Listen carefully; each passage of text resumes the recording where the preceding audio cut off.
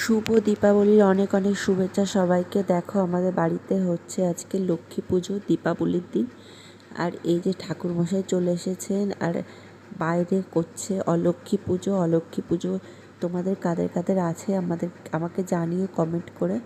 তো অলক্ষ্মী পুজো করে দেখো আমরা অলক্ষ্মীকে বিদায় দেওয়ার জন্য বেরিয়ে পড়েছি। অনুভব বাজাচ্ছে কুলো, আর আমি অলক্ষ্মীকে নিয়ে নিয়েছি। মানে দুটো পুতুল তৈরি করতে হয় গোবর দিয়ে, যেটাকে আমরা বাড়ির বাইরে ফেলে দিয়ে আসি, মানে আমাদের বাড়ির ভিটের বাইরে ফেলতে হয়। তো অলক্ষ্মীকে নিয়ে চললাম, সাথে ছিল মিষ্টি, জল, ফল, সব কিছু, ধূপ, সব কিছু নিয়ে অলক্ষ্মীকে বিদায় দিতে চলে গেলাম। আর অনুভব দেখো কুলোটা কিন্তু দমদম করে বাজাচ্ছে, মানে এটাই এর নিয়ম, কুলো বাজিয়ে অলক্ষ্মীকে বিদায় জানাতে হয়। তারপরে হাত পা ধুয়ে চলে এলাম লক্ষ্মী পুজো করতে।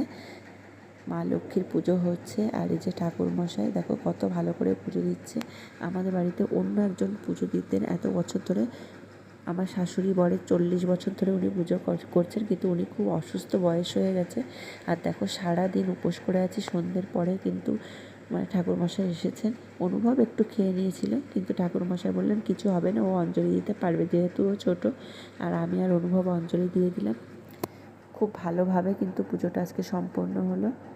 আর দেখো আমরা দেখো দুপুরবেলায় কিন্তু করেছিলাম একটু ফ্রাইড রাইস আর হচ্ছে আলুর দম, তো সেটা আমি রান্না করে নিয়েছিলাম, একা হাতে সব করেছি। কেমন হয়েছে জানিও।